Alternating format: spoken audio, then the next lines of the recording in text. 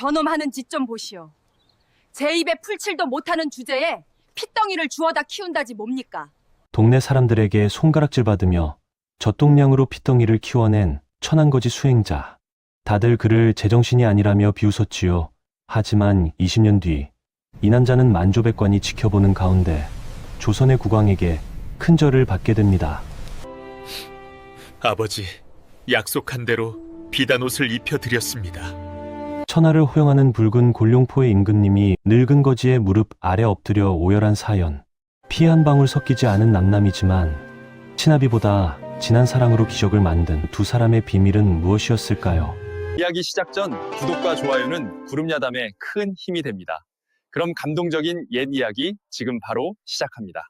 먼 옛날 하늘이 뚫린 듯 억수 같은 장대비가 쏟아지던 밤이었습니다. 천둥 소리가 산천을 뒤흔들고 번개가 밤하늘을 내리쳤지요. 그러나 그 요란한 천둥 소리조차 묻어버릴 만큼 처절한 비명이 한양 도성 안 은밀한 곳에서 터져나오고 있었습니다. 영모의 누명을 쓴 세자 부부가 차명을 당하던 비극의 날이었기 때문입니다. 그 아비규환 속에서 한 여인이 피 묻은 포대기를 감싸 안고 빗속을 달렸습니다. 그녀는 갓 태어난 왕손을 지키려는 유모였습니다. 뒤에서는 추격자들의 말발굽 소리가 지옥의 사자처럼 다가오고 있었지요. 여인은 더 이상 갈 곳이 없자 불어난 강물 앞에 멈춰섰습니다. 그녀는 눈물로 범벅이 된 얼굴로 바구니에 아기를 담으며 마지막 입맞춤을 남겼습니다. 부디 살아서 언젠가 이 피 맺힌 한을 풀어주소서. 여인은 바구니를 거친 물살에 띄워보냈습니다. 그리고는 추격자들의 시선을 끌기 위해 반대 방향으로 몸을 던졌지요. 고지어 날카로운 화살이 여인의 등을 꿰뚫었고 붉은 피가 빗물에 섞여 강으로 흘러들어갔습니다. 갓난아기를 태운 바구니는 핏빛으로 물든 강물을 따라 정처 없이 떠내려갔습니다. 그 안에는 이 나라의 적통을 증명하는 옥새가 찍힌 서찰과 세상 모르고 잠든 어린 생명이 타고 있었습니다. 지리산 깊은 골짜기 세속의 발길이 닿지 않는 곳에 젊은 수행자 최무영이 살고 있었습니다. 그는 훤칠한 키에 맑은 눈빛을 지녔으나 입고 있는 옷은 뒤워 입은 흔적이 역력한 누더기였습니다. 무영은 신선이 되어 도를 이루겠다는 일념 하나로 숙세의 부귀영화를 모두 버리고 산으로 들어온 자였습니다. 허나 그에게는 수행자로서 치명적인 약점이 하나 있었습니다. 바로 지나치게 마음이 여리다는 것이었지요. 무영은 수행을 하다가도 다리가 부러진 산토끼를 보면 그냥 지나치지 못하고 치료해 주었고 어미 잃은 새가 울면 나무를 타서 둥지에 올려주곤 했습니다. 그날도 무영은 폭우가 쏟아지는 계곡 바위 위에 앉아 명상을 하고 있었습니다. 빗줄기가 그의 몸을 때렸지만 그는 미동도 하지 않았습니다. 하지만 그의 귀는 빗소리 사이로 들려오는 미세한 소리에 곤두서 있었지요. 스승인 백운 도사는 늘 그를 나무랐습니다. 무영아, 내 nom은 정이 너무 많아 탈이다. 사사로운 정을 끊지 못하면 결코 큰 도를 얻지 못할 것이다. 스승의 호통이 귓가에 맴돌았지만 무영은 타고난 천성을 어찌할 수 없었습니다. 그는 눈을 감고 빗소리에 마음을 씻어내려 애썼습니다. 하지만 그 순간 천둥 소리보다 더 날카롭고 애처로운 소리가 그의 귓가를 파고들었습니다. 그것은 짐승의 울음소리가 아니었습니다. 사람의 아이, 그것도 아주 어린 핏덩이의 울음소리였습니다. 무영은 번쩍 눈을 떴습니다. 수행을 방해받았다는 불쾌감보다는 본능적인 걱정이 앞섰지요. 그는 자리에서 일어나 소리가 들려오는 강가로 달려갔습니다. 불어난 계곡물은 집채만한 바위도 삼킬듯이 사나웠습니다. 그 거친 물살 한가운데에 위태롭게 걸려있는 낡은 바구니 하나가 보였습니다. 무영은 망설임 없이 물속으로 뛰어들었습니다. 차가운 계곡물이 뼛속까지 스며들었지만 그는 이를 악물고 바구니를 건져냈습니다. 무트로 올라와 바구니를 열어본 무영은 숨을 멈추고 말았습니다. 그 안에는 갓 태어난 사내아이가 자지러지게 울고 있었습니다. 아이의 베넷저고리 사이로 언뜻 보이는 붉은 옥새 도장과 비단 서찰은 이 아이가 평범한 핏줄이 아님을 말해주고 있었지요. 이것은 왕가의 물건이 아닌가. 무영의 손이 부들부들 떨렸습니다. 세자 부부가 영모로 몰려 죽임을 당했다는 소문은 깊은 산속까지 들려왔었습니다. 그렇다면 이 아이는 살아남은 왕손이자 조정이 눈에 불을 켜고 찾는 역적의 씨앗이라는 뜻이었습니다. 관아에 알리면 포상금을 받을 수 있겠지만 아이는 반드시 죽을 것이고 모른 척 다시 물에 띄우면 이 어린 생명은 수장될 것이 뻔했습니다. 무영의 이마에 식은땀이 흘러내렸습니다. 자신의 안위를 위해서는 당장 이 바구니를 멀리해야만 했습니다. 무영은 바구니를 든 채 갈등했습니다. 스승의 말이 다시금 비수처럼 날아와 꽂혔습니다. 이 아이를 거두는 순간 그가 평생을 바쳐온 수행의 길은 끝장이 날 것이 자명했습니다. 역적의 자식을 키운다는 것은 목숨을 내놓는 일일 뿐만 아니라 평생을 도망자로 살아야 한다는 것을 의미했지요. 미안하다. 아가. 내 힘으로는 너를 감당할 수가 없구나. 무영은 떨리는 손으로 바구니 뚜껑을 덮으려 했습니다. 바로 그때였습니다. 빗물에 젖은 아이의 고사리 같은 손이 불쑥 튀어나와 무영의 검지손가락을 꽉 쥐었습니다. 그 작은 소나귀에서 전해지는 미지근한 온기가 빗물에 얼어붙은 무영의 심장을 강타했습니다. 그것은 살려달라는 애원이자 살고 싶다는 강렬한 생명의 외침이었습니다. 무영은 멍하니 자신의 손가락을 잡은 아이의 손을 내려다보았습니다. 신선이 되어 구름 위를 논이는 산보다 지금 당장 이 작은 생명을 지키는 것이 더 중하게 느껴졌습니다. 그는 결심한 듯 입술을 깨물었습니다. 그래. 신선이 되어 무중생을 구제한들 무엇하겠느냐. 눈앞에 생명 하나 구하지 못한다면 도가 다 무슨 소용이겠느냐. 무영은 아이를 품에 안고 스승이 있는 남자가 아닌 산 아래 마을로 향하는 길로 발걸음을 돌렸습니다. 그것은 스스로 파문을 자처하는 길이요. 고난의 가시밭길로 들어서는 첫걸음이었습니다. 무영이 피덩이 산이를 안고 오두막에 정착한 지 이래가 지났을 무렵이었습니다. 갓난아이를 돌보는 일은 수행보다 1000배는 더 고단한 일이었습니다. 가장 큰 문제는 먹을 것이었습니다. 엄이 잃은 아이는 배가 고파 자지러지게 우는데 총각인 무영의 가슴에서 젖이 나올 리 만무했지요. 무영은 급한 대로 쌀을 갈아 암죽을 쑤어 먹여보았습니다. 허나 며칠 굶은 아이는 그마저도 소화하지 못하고 다 토해내기 일쑤였습니다. 아이의 얼굴이 흙빛으로 변해가자 무영의 가슴은 새카맣게 타들어갔습니다. 이대로 두면 아이는 굶어 죽을 것이 자명했습니다. 결국 무영은 아이를 포대기에 싸서 마을로 내려갔습니다. 다 큰 사내 녀석이 남의 집 대문을 두드리며 젖을 구걸해야 하는 처지가 된 것입니다. 계십니까? 지나가는 과객이 온데 젖먹이 아이가 굶어 죽게 생겼습니다. 부디 젖을 좀 나눠주실 수 있겠습니까? 무영은 갓난아이 울음소리가 들리는 집 대문 앞에서 무릎을 꿇고 애원했습니다. 하지만 돌아온 것은 보침장수나 거렁뱅이를 쫓는 매몰찬 목소리뿐이었습니다. 어머, 망측해라. 다 큰 사내가 못하는 짓이유. 남녀가 유별하거늘. 아낙네들은 기겁하며 소금을 뿌려댔고 집주인 사내들은 몽둥이를 들고 나와 무영을 위협했습니다. 개들마저 맹렬히 지저댔지요. 이 미친놈아. 어디서 남의 아녀자를 희롱하려 드느냐. 당장 꺼지지 못해. 무영은 미친놈 소리를 들으며 쫓겨나면서도 아이를 감싼 포대기만은 놓지 않았습니다. 돌에 맞아 가시 부서지고 이마가 찢어져 피가 흘러내려도 그는 다음 집 대문을 두드렸습니다. 제발 한 모금만. 제가 미친놈 소리를 들어도 좋으니 이 아이만 살려주십시오. 무영은 땅바닥에 이마를 찌으며 빌고 또 빌었습니다. 그의 처절한 모습에 결국 산동네의 저점이 하나가 혀를 차며 문을 열어주었습니다. 무영은 헛간 구석에 쭈그리고 앉아 낯선 여인의 품에서 헙지겁 젖을 빠는 산이를 보며 하염없이 눈물을 훔쳤습니다. 겨우 젖을 먹여 재웠나 싶었더니 이번에는 더 큰 시련이 닥쳤습니다. 한겨울의 냉기 탓인지 산이의 몸이 불덩이처럼 달아오르기 시작한 것입니다. 젖동량으로 겨우 채운 배가 꺼지기도 전에 고열이 아이를 덮쳤습니다. 당장 의원을 보지 않으면 위험한 상황이었으나 무영의 주머니에는 엽전 한 푼 없었습니다. 무영은 품속 깊이 간직해온 낡은 책 한 권을 꺼냈습니다. 그것은 그가 평생을 바쳐 연구해온 세상에 단 한 권뿐인 도술 비급서였습니다. 신선이 되어 도를 이루겠다는 그의 꿈이자 양반으로서의 마지막 자존심과도 같은 물건이었지요. 무영은 떨리는 손으로 책을 어루만지다 펄펄 끓는 아이의 얼굴을 보며 결심한 듯 은내 서책방으로 달렸습니다. 이 책을 사주십시오.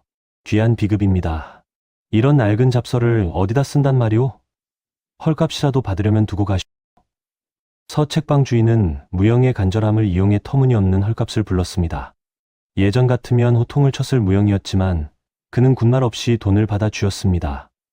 평생의 꿈을 단돈 몇 푼과 맞바꾼 것입니다. 그 돈으로 약을 지어 빗속을 뚫고 달려온 무영. 약탕관에 정성껏 달인 새까만 약물을 숟가락으로 떠서 후 불었습니다. 쓴 약이 넘어가자 아이가 캑캑거리며 토하려 했지만 무영은 아이의 등을 쓸어내리며 눈물로 애원했습니다. 삼켜야 한다. 그래야 산다. 내 평생의 꿈은 사라졌지만 너라는 새로운 꿈이 생기지 않았느냐. 망가진 갓을 벗어던지고 헝클어진 상투 차림으로 아이를 돌보는 무영의 모습은 영락없는 미친놈이었으나 그 눈빛만은 세상 그 어떤 아버지보다 따뜻하게 빛나고 있었습니다. 무영의 지극정성 덕분에 강희는 어느덧 총명한 소년으로 자라났습니다. 비록 입은 옷은 남들이 버린 것을 기워 입은 누더기였으나 그 안에서 빛나는 강희의 자태는 감추어지지 않았습니다. 강희는 5살 때부터 서당계가 풍어를 읊듯 어깨너머로 그를 깨우쳤고 10살이 되어서는 마을 훈장님조차 혀를 내두를 정도로 학식이 깊어졌지요. 하지만 무영을 기쁘게 한 것은 아들의 똑똑함이 아니었습니다. 바로 아비의 고생을 알아주는 깊은 효심이었습니다. 무영은 강희를 먹이고 입히기 위해 닥치는 대로 굳은 일을 했습니다. 짐꾼 노릇은 예사여 남의 집 변소를 푸는 일도 마다하지 않았습니다. 하루는 무영이 허리가 끊어질 듯 아파 끙끙 앓으며 자리에 누워 있었습니다. 그때였습니다. 어린 강희가 걱정스런 얼굴로 다가와 고사리 같은 손을 무영의 허리에 댔습니다. 아버지, 많이 아프시지요? 제가 호해드릴게요.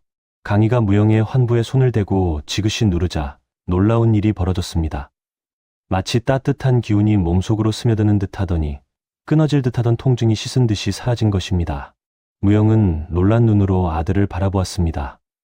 강희는 그저 해맑게 웃고 있었지만 무영은 직감했습니다. 이것은 자신이 그토록 얻고자 했던 도가의 치유술보다 훨씬 더 순수하고 강력한 힘이라는 것을 말이지요. 무영은 아들을 와락 껴안았습니다. 고단한 하루의 피로가 눈 녹듯 사라지는 참으로 달콤한 보상이었습니다. 강희가 15이 되던 해 그의 비범함은 더욱 뚜렷해졌습니다. 강희는 종종 마을 뒷산에 올라 혼자 시간을 보내곤 했습니다. 기이한 것은 산짐승들이 강희를 피하지 않는다는 점이었습니다. 다람쥐가 그의 어깨에 앉아 노는가 하면 사나운 멧돼지조차 강희 앞에서는 순한 양처럼 길을 비켜주었지요.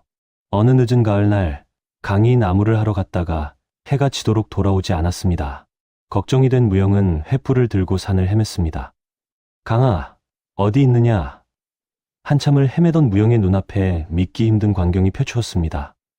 벼랑 끝에 강희가 서 있었고 그 앞에는 지체만 한 호랑이 한 마리가 으르렁거리고 있었습니다. 무영의 심장이 덜컥 내려앉았습니다. 낯을 움켜쥐고 달려들려는 찰나 호랑이가 갑자기 자세를 낮추더니 강희를 향해 납작 엎드리는 것이 아니겠습니까? 마치 군주를 아련하는 신하처럼 말이지요. 강희는 두려운 기색 하나 없이 호랑이의 머리를 쓰다듬고 있었습니다. 달빛을 등진 강희의 모습에서 서늘하리만치 고귀한 기운이 뿜어져 나왔습니다. 그것은 감히 범접할 수 없는 왕의 기운이었습니다. 무영은 안도감과 동시에 걷잡을 수 없는 두려움을 느꼈습니다.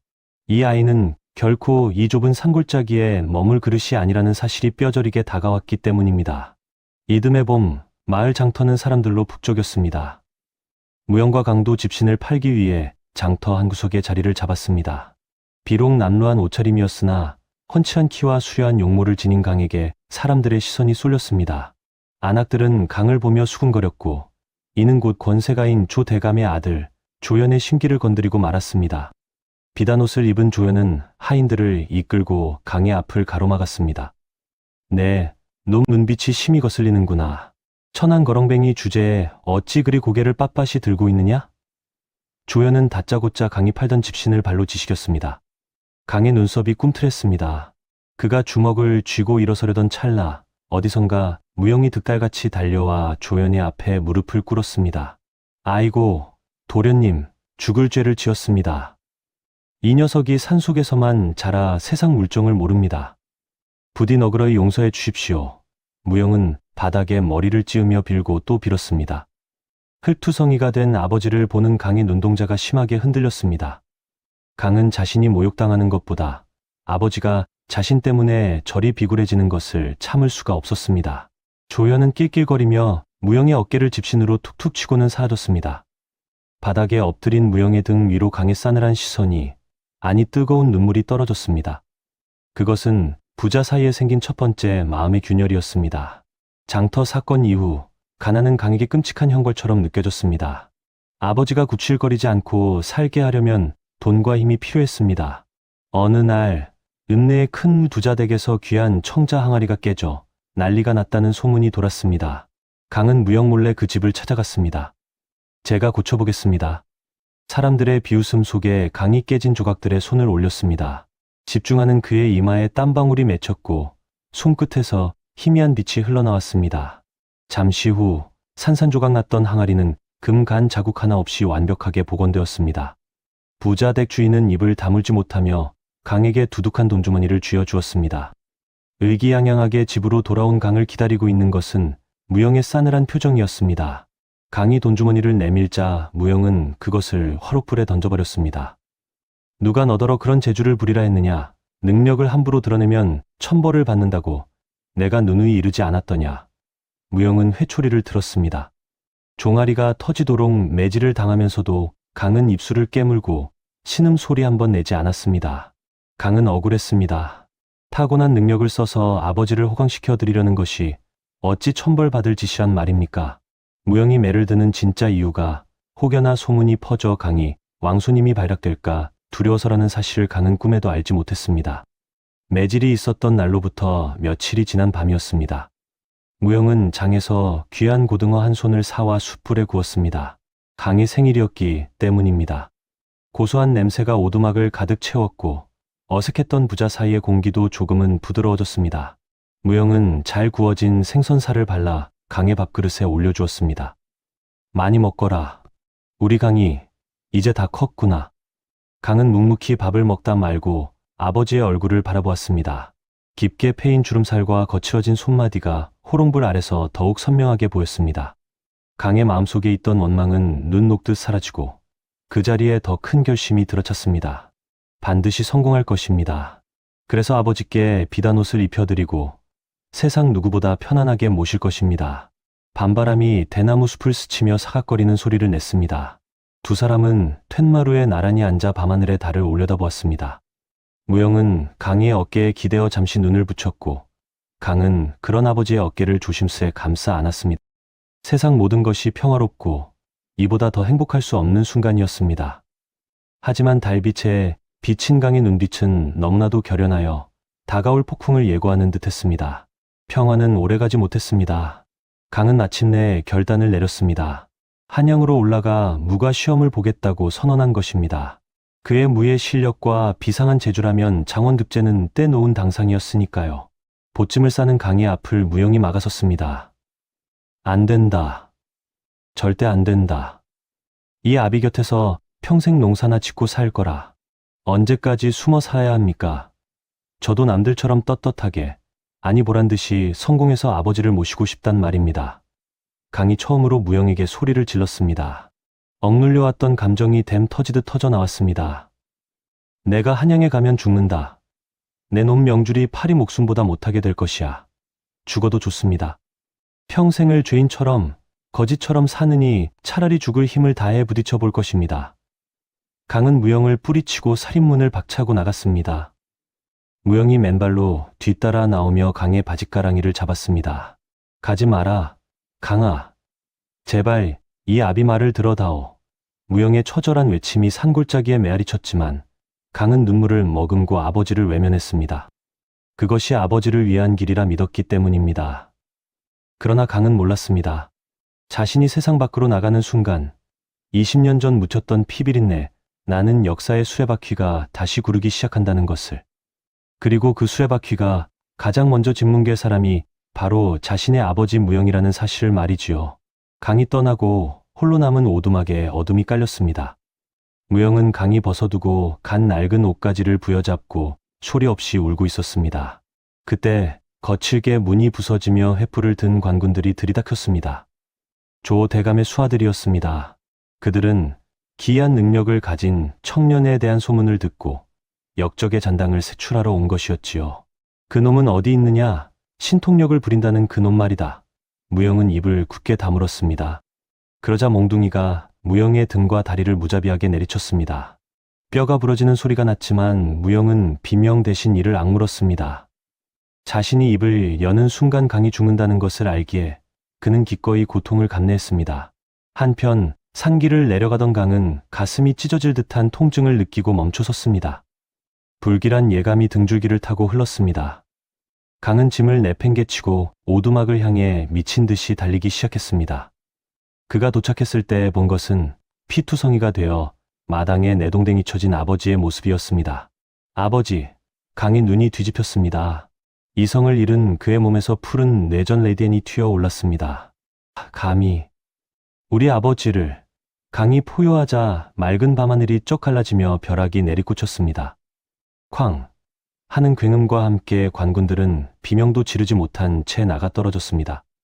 분노로 일렁이는 강의 모습은 마치 지옥에서 올라온 귀신과도 같았습니다. 강은 피범벅이 된 무영을 업고 칠흑 같은 어둠 속을 달렸습니다. 그들이 몸을 숨긴 곳은 산중턱의 오래된 동굴이었습니다. 무영의 숨소리가 꺼져가는 등불처럼 희미했습니다. 강은 자신의 길을 불어넣으려 했지만 무영은 떨리는 손으로 강을 밀어냈습니다. 멈추거라. 허팀 쓰지 마라. 그때 동굴 깊은 곳에서 백운 도사가 걸어 나왔습니다. 무영의 스승이었지요. 도사는 한숨을 쉬며 품에서 낡은 비단 쌈지를 꺼내 강에게 건넸습니다. 그 안에는 옥새가 찍힌 서찰과 왕가의 문장이 새겨진 붉은 베넷 저고리가 들어있었습니다. 이제는 알 때가 되었다. 너는 이 나라의 세자 저하의 핏줄이다. 강은 멍하니 서찰과 무영을 번갈아 보았습니다. 머릿속이 하얗게 변했습니다. 자신이 왕족이라는 사실보다 더 충격적인 것은 눈앞에 무영이 친아버지가 아니라는 사실이었습니다. 그럼 아버지는 저와 아무런 피도 섞이지 않았단 말입니까? 강의 물음에 무영은 힘겹게 고개를 끄덕였습니다. 강은 바닥을 치며 오열했습니다. 남보다 못한 타인을 위해 자신의 인생을 송두리째 바친 무영의 헌신이 너무나 거대하고 죄송스러워 강은 숨조차 쉴 수 없었습니다. 강과 무영은 추격을 피해 북쪽으로 향했습니다. 한양으로가 조대감의 만행을 알리고 왕위를 되찾는 것만이 살 길이라 판단했기 때문입니다. 도중에 그들은 역병이 돌아 폐허가 된 마을을 지나게 되었습니다. 길가에는 시신이 즐비했고 살아남은 자들도 굶주림에 허덕이고 있었습니다. 그 참혹한 광경을 본 강은 발길을 멈췄습니다. 무영이 말릴 새도 없이 강은 마을 우물가로 가서 주문을 외웠습니다. 그러자 메말랐던 우물에서 맑은 물이 솟구쳐 오르고 하늘에서는 단비가 내려 벽마를 씻어내렸습니다. 죽어가던 사람들이 눈을 뜨고 일어났습니다. 하늘이 보낸 왕이시다. 진정한 임금님이 나타나셨다. 백성들은 강의 옷자락을 붙잡고 눈물을 흘렸습니다. 소문은 바람을 타고 삽시간에 한양까지 퍼졌습니다. 죽은 줄 알았던 세자의 아들이 돌아와 기적을 행한다는 이야기는 민심을 뒤흔들었습니다. 이 소식을 들은 조 대감의 눈빛이 흉흉하게 빛났습니다. 그는 자신의 권력을 위협하는 진짜 주인이 나타났음을 직감했습니다. 조 대감은 허수아비로 세워둔 병약한 왕에게 독약을 먹인 뒤 그 죄를 요술을 부리는 역적에게 뒤집어 씌웠습니다. 조 대감은 왕을 시해한 역적을 토벌한다는 명분으로 대군을 일으켰습니다. 강을 따르는 민초들의 무리와 정규군이 한양 도성밖 벌판에서 대치했습니다. 수적으로는 열세였으나 강이 손을 들어 바람을 부르자 적군의 화살이 되돌아가는 기적이 일어났습니다. 승기가 강 쪽으로 기우는 듯했습니다. 그러나 조대감은 비열한 자였습니다. 난전 중에 혼란을 틈타 특공대를 보내 무영을 납치한 것입니다. 무영은 강에게 짐이 되지 않으려 스스로 혀를 깨물려 했으나 재갈이 물려져 그마저도 실패했습니다. 성벽 위로 끌려 올라간 무영은 처참한 몰골이었습니다. 조대감은 무영의 목에 시퍼런 칼날을 들이대고 아래에 있는 강을 향해 쏘쳤습니다. 역적 이강은 듣거라. 내가 진정이 늙은이의 목숨을 귀히 여긴다면 당장 무기를 버리고 무릎을 꿇어라. 그렇지 않으면 이놈의 목을 베어 성문 앞에 걸어두겠다. 전장에는 숨막히는 정적이 감돌았습니다. 승리가 눈앞에 있었지만 강에게는 천하를 얻는 것보다 아버지의 목숨이 더 중했습니다. 강의 손에서 칼이 힘없이 떨어졌습니다. 쨍그랑 하는 금소금이 정막을 깼습니다. 안 된다. 강아, 내 목숨 따위 신경 쓰지 말고 저들을 쳐라. 무영이 재갈을 뱉어내고 피를 토하며 절규했습니다. 하지만 강은 천천히 무릎을 꿇었습니다. 왕이 될 자가 역적 앞에서 고개를 숙인 것입니다. 아버지를 해하지 마라. 내 모든 것을 포기하겠다. 강은 바닥에 머리를 조아렸습니다. 그의 눈에서 뜨거운 눈물이 뚝뚝 떨어져 흙바닥을 젖혔습니다. 백성들은 통곡했고 조대감의 병사들조차 그 효심에 감동하여 감히 강에게 다가가지 못했습니다. 조대감은 비릿한 미소를 지었습니다. 그는 강이 무력화된 지금이야말로 후한을 없앨 절호의 기회라 여겼습니다. 어리석은 놈, 왕좌보다 핏줄도 아닌 늙은이를 택하다니. 내 친히 너희 부자를 저승으로 보내주마. 조대감은 약속을 지킬 생각이 없었습니다. 그는 활을 들어 무방비 상태인 강의 심장을 겨냥했습니다. 팽팽하게 당겨진 활시위가 팅 소리를 내며 튕겨졌습니다. 날카로운 화살이 바람을 가르며 강을 향해 날아갔습니다. 강은 눈을 감고 죽음을 받아들이려 했습니다. 그 찰나의 순간 성벽 위에 있던 무영이 초인적인 힘을 발휘했습니다. 그는 자신을 잡고 있던 병사들을 뿌리치고 성벽 아래로 몸을 날렸습니다. 허공을 가르는 무영의 몸이 강을 향해 쏟아지는 화살의 궤적 안으로 뛰어들었습니다. 푹 살이 뚫리는 끔찍한 소리가 들렸습니다. 강이 눈을 떴을 때 그의 앞을 가로막고 있는 것은 아버지 무영의 등이었습니다. 무영의 가슴에는 강을 향했던 화살이 깊숙이 박혀 있었습니다. 세상의 시간이 멈춘 듯 했습니다. 피를 토하며 쓰러지는 무영의 시선 위로 주마등이 스쳐 지나갔습니다. 빗속에서 울던 피덩이 강이를 처음 안았던 날, 자신의 머리카락을 잘라 약을 사오던 날, 처음으로 아버지라고 불러주던 날, 그리고 자신보다 훨씬 커버린 아들이 골룡포를 입은 환영까지 무영의 몸이 강의 품으로 무너져 내렸습니다. 따뜻한 피가 강의 손을 젖혔습니다. 무영은 흐릿해지는 눈으로 오열하는 아들의 얼굴을 어루만졌습니다.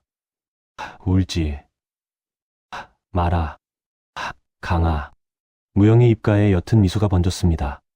그것은 자신의 모든 것을 태워 자식을 살려낸 아비만이 지을 수 있는 세상에서 가장 평온하고 아름다운 미소였습니다.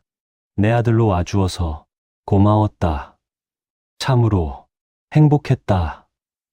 무영의 손이 툭 하고 바닥으로 떨어졌습니다. 강의 절규가 전장을 찢어발기며 하늘 높이 치솟았습니다. 무영의 심장이 멈춘 순간 강의 시간도 멈추어 버렸습니다. 세상의 모든 소리가 차단되고 오직 식어가는 아버지의 차가운 체온만이 손끝에 생생하게 느껴졌지요. 강은 아버지를 품에 안은 채 고개를 숙였습니다. 그의 어깨가 격렬하게 들썩이기 시작했습니다. 강의 입에서 터져 나온 것은 사람의 비명이 아니었습니다. 그것은 깊은 심연에서 솟구치는 짐승의 포효였고 억눌려왔던 왕의 분노였습니다. 그 소리의 대지가 지진이 난 듯 요동치기 시작했습니다. 그때였습니다. 강의 등 뒤로 거대한 그림자가 솟아올랐습니다. 맑았던 하늘이 순식간에 먹구름으로 뒤덮이더니 검은 구름들이 소용돌이치며 하나의 형상을 만들어냈습니다. 그것은 전설 속에서나 보았던 거대한 청룡의 모습이었습니다. 강이 어릴 적 호랑이를 굴복시키고 병자들을 고치며 마른 하늘에 비를 내리게 했던 그 모든 기이한 능력들이 사실은 이 순간을 위한 예고였음이 드러난 것입니다. 감히 누구의 피를 흘리게 한 것이냐. 강이 고개를 들자 그의 눈동자는 더 이상 사람의 것이 아니었습니다. 황금빛으로 이글거리는 용의 눈동자가 조대감과 반란군을 쏘아보았습니다. 강의 몸에서 뿜어져 나온 푸른 기운이 거대한 파도가 되어 전장을 덮쳤습니다. 그 압도적인 패기 앞에 수천 명의 군사들은 손에 든 무기를 떨어뜨리고 사시나무 떨듯 떨었습니다. 그것은 무력으로 제압하는 공포가 아니라 하늘이 내린 제왕 앞에서 본능적으로 느끼는 경외감이었습니다. 성벽 위에 서 있던 조대감은 다리가 풀려 주저앉고 말았습니다. 그가 쏘아 올린 화살이 잠자고 있던 용의 영민을 건드린 꼴이 되었으니 이제 그에게 남은 것은 처절한 파멸뿐이었습니다. 저것이 무엇이란 말이냐, 쏴라. 어서 저 괴물을 쏘란 말이다. 조대감은 공포에 질려 고래고래 소리를 질렀지만 그 누구도 화를 들지 못했습니다. 이미 병사들은 강의 기세에 압도되어 바닥에 머리를 조아리고 있었기 때문입니다. 강은 아버지를 조심스레 바닥에 눕히고 천천히 성벽을 향해 걸어갔습니다. 그가 한 걸음을 내디딜 때마다 땅이 울리고 바람이 날카로운 칼날처럼 변하여 조대감의 살점을 스치고 지나갔습니다. 강이 허공을 향해 손을 뻗자 성벽 위에 있던 조대감의 몸이 보이지 않는 힘에 의해 공중으로 들어 올려졌습니다. 내 놈의 더러운 욕망이 이 나라를 병들게 하고 죄 없는 나의 아버지를 해하였다. 강의 목소리는 천둥처럼 울려 퍼져 도성한 모든 백성의 귀에 똑똑히 박혔습니다. 조대감은 허공에서 발버둥 쳤지만 소용없었습니다. 살려주시오. 내 가진 재물을 다 주겠소. 왕위도 포기하리다. 비굴한 목숨 구걸에 강은 차갑게 웃었습니다. 재물, 왕위, 내 놈은 아직도 모르는구나. 내가 진정으로 원했던 것은 그런 껍데기가 아니라 늙은 아비와 함께하는 따뜻한 저녁 한 끼였다는 것을. 강이 주먹을 쥐자 하늘에서 굵은 벼락이 조 대감의 머리 위로 내리꽂혔습니다. 단말마의 비명과 함께 조 대감은 시커먼 숫덩이가 되어 성벽 아래로 추락했습니다. 악의 축이 사라지자 먹구름이 걷히고 다시금 햇살이 비추기 시작했습니다. 그것은 사필귀정, 모든 일이 마땅히 올바른 이치로 돌아간다는 하늘의 뜻이었습니다. 모든 상황이 종료되었지만 강에게는 기쁨이 없었습니다. 그는 다시 무영에게 달려가 쓰러진 아버지를 끌어안았습니다. 무영의 몸은 이미 싸늘하게 식어 있었습니다. 아버지, 일어나세요. 이제 다 끝났습니다. 제가 잘못했습니다. 강은 무영의 가슴에 얼굴을 묻고 하염없이 눈물을 흘렸습니다. 그때 강의 눈에서 떨어진 뜨거운 눈물이 무영의 상처 부위에 닿았습니다. 그러자 믿을 수 없는 일이 벌어졌습니다. 20년 전 무영이 자신의 도술 비급서를 팔아 강을 살렸던 그날처럼 이번에는 강의 눈물에 담긴 신비한 힘이 무영의 몸으로 스며들기 시작한 것입니다. 하늘이 이 지극한 효심에 감동하여 마지막 기적을 허락한 것이지요. 상처가 아물고 멈췄던 무영의 심장이 다시금 쿵 뛰기 시작했습니다. 무영이 얕은 신음을 내뱉으며 눈을 떴습니다. 강은 믿기지 않는다는 표정으로 아버지를 다시 껴안았습니다. 전장에 있던 모든 병사와 백성이 그 기적 같은 광경을 보며 환호성을 질렀습니다. 만세, 만만세. 소리가 한양을 가득 채웠습니다. 그로부터 한 달 뒤 경복궁 근정전. 성대한 즉위식이 열렸습니다. 문무백관이 도열한 가운데 붉은 골룡포를 입고 머리에 익성관을 쓴 강이 등장했습니다. 그의 위험 있는 자태에 모두가 숨을 죽였습니다. 왕좌에 올라야 할 강은 그러나 옥좌를 지나쳐 단상 아래로 내려갔습니다. 그곳에는 말끔한 비단옷을 입었지만 여전히 어색한 표정의 늙은 사내가 서 있었습니다. 바로 무영이었습니다. 강은 만조백관이 보는 앞에서 무영의 앞에 털썩 무릎을 꿇었습니다. 그리고 바닥에 이마가 닿도록 큰 절을 올렸습니다. 전하, 아니되옵니다. 신하들이 만류했지만 강은 고개를 들지 않았습니다. 나는 이 나라의 왕이기 전에 이분의 아들이다. 나의 생명도, 나의 왕위도, 이 나라의 평화도 모두 이분의 희생 없이는 존재할 수 없었다. 강은 늙고 거친 무영의 손을 잡아 자신의 얼굴에 가져다 대었습니다. 아버지, 소자, 강이 약속대로 비단옷을 입혀드렸습니다. 무영의 눈시울이 붉어졌습니다. 그는 떨리는 손으로 왕이 된 아들의 뺨을 어루만지며 환하게 웃었습니다. 그래, 장하다. 네, 아들, 참으로 곱구나. 두 사람 위로 따스한 햇살이 축복처럼 쏟아져 내렸습니다. 가장 낮은 곳에서 시작된 사랑이 가장 높은 곳에서 완성되는 순간이었습니다. 피 한 방울 섞이지 않았지만 그 어떤 핏줄보다 진했던 아버지와 아들의 이야기. 여러분은 어떻게 보셨나요? 진정한 부모의 자격은 핏줄이 아니라 자식을 위해 기꺼이 자신의 모든 것을 내어주는 그 마음에 있는 것 아닐까요? 다음 영상을 빠르게 만나보시려면 좋아요와 구독을 눌러주세요. 그럼 더 재미있고 감동적인 이야기로 찾아뵙겠습니다. 모두 행복한 하루 보내세요.